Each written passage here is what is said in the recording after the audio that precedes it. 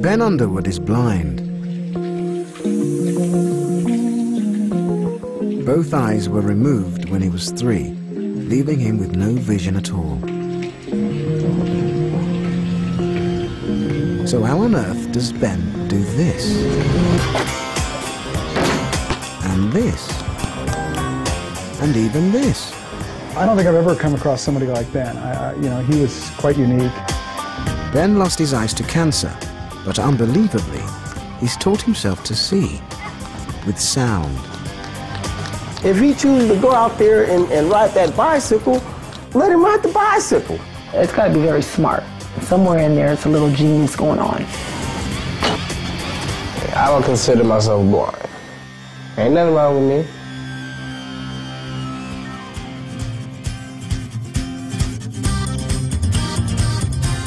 Ben Underwood and his family live in Sacramento, the state capital of California. It's an old city with roots in the Wild West, but Ben and his family live in the new outlying suburbs.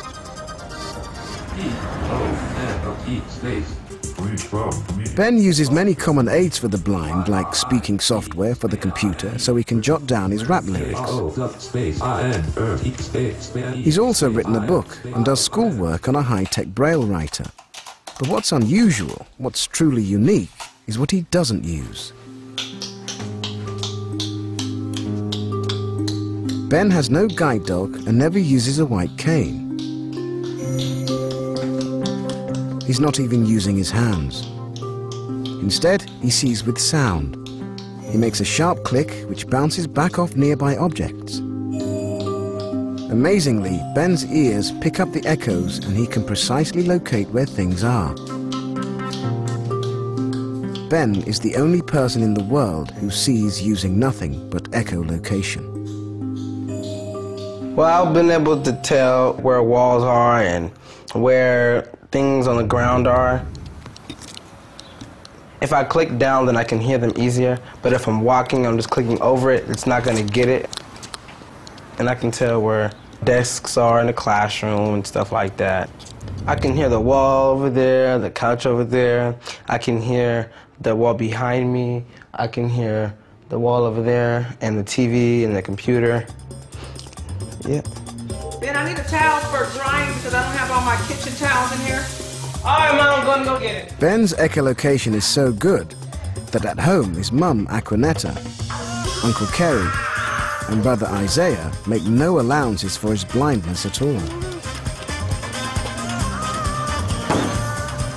When I was a little kid, I didn't really know he was blind. I just knew he was my brother. Did he make it? He's determined to do what he's gonna do. And he refuses for somebody to label him as blind. You see this kid that has a whole different way of thinking. It's magic and it's real. I don't think I've ever seen anyone quite as remarkable as Ben, nor have I seen anyone quite as remarkable as Ben's mom. And I think that's a lot of the secret to Ben's amazing talents.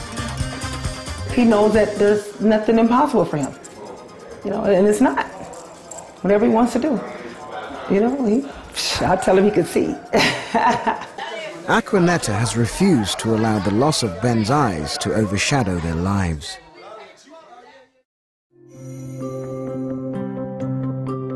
Ben was born perfectly healthy with dark eyes like his mum. But when he was 2, she looked into his eyes and saw something was terribly wrong. In his pupil, it looked like a marble, or you know when you shine a light at night on a cat's eye, and you know how that looks like a marble or like a light or fluorescent, and that's what it looked like.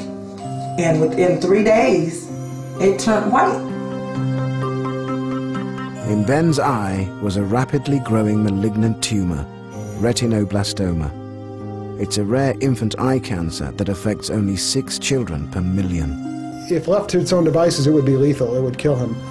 The disease would spread locally and he would never be able to survive. If Ben wasn't treated, it would quickly spread along the optic nerve and into his brain. If it's not caught very early, often the treatment is to have to actually remove the eye in order to save the body from having it spread. And Ben, of course, had very aggressive treatment. In an attempt to save his sight, doctors immediately began intense chemo and radiotherapy. But after 10 months, there was still some scattered tumor. Aquanetta had to make a critical, heart-rending decision. I had a choice. I either could remove his eyes or try to keep on with more chemo and radiation to keep the vision. But the thing about it is that if you continue to try, and when if the cancer got down the optic nerve, they wouldn't live. So you have to make a choice. And my choice was, to remove his eyes. From the first dark moments, Aquanetta was determined that little Ben wouldn't think of himself as blind. When he woke up from the surgery, and he said, "Mom, I can't see anymore, I can't see anymore." And I told him, I said, "Baby, yes, you can see." I said, "You can see with your hands." And I put his little hands on my face. I said, "See me?" And I said, "You can see me with your nose." And I put my hand to his nose, and I said, "You smell me?" I said, "You can see me with your ears." I said, "You hear me?" I said, "Baby, you can't use your eyes anymore, but you still have your hands and your nose and your ears." I said, "Baby, you can still see."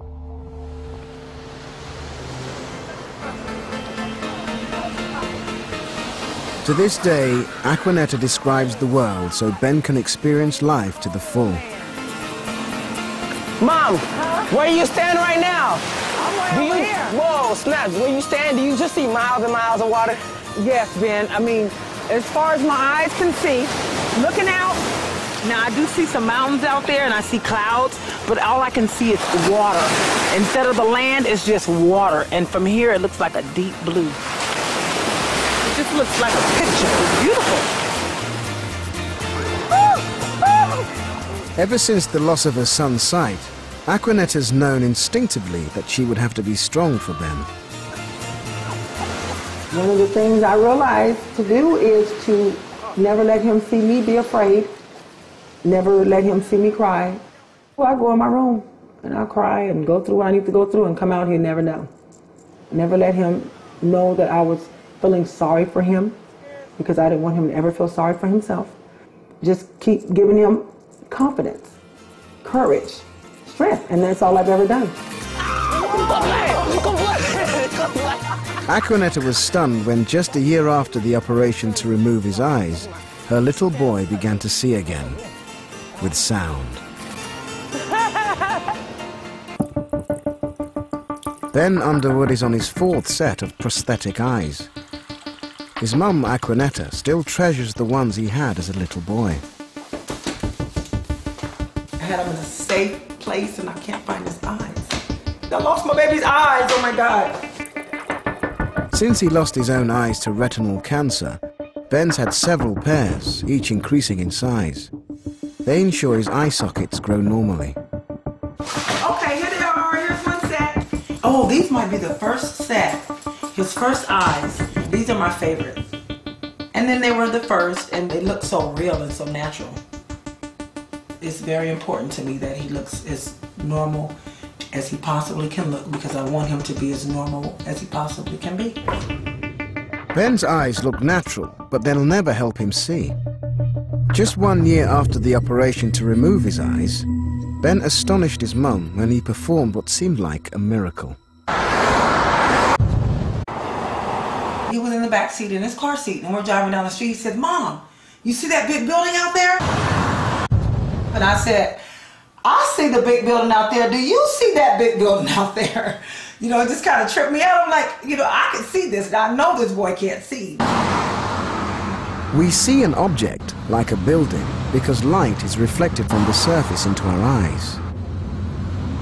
Sound behaves in a similar way.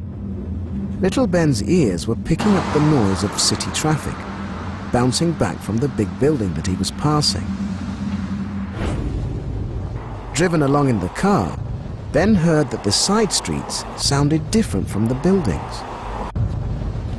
He found he could form a picture of them with sound. Seeing with sound transformed Ben's life. His mum let him play in the street because his sound pictures seemed to make him more aware of danger than his sighted friends. So I would watch and see what he did, and I noticed that, you know, cars would pass by, but as soon as that car would hit the curve, he'd move out of the way. I thought, wow, you know what, he hears those cars, you know, for blocks away. So he knows before the other kids know to move, because I just recognized that, you know, he was paying more attention.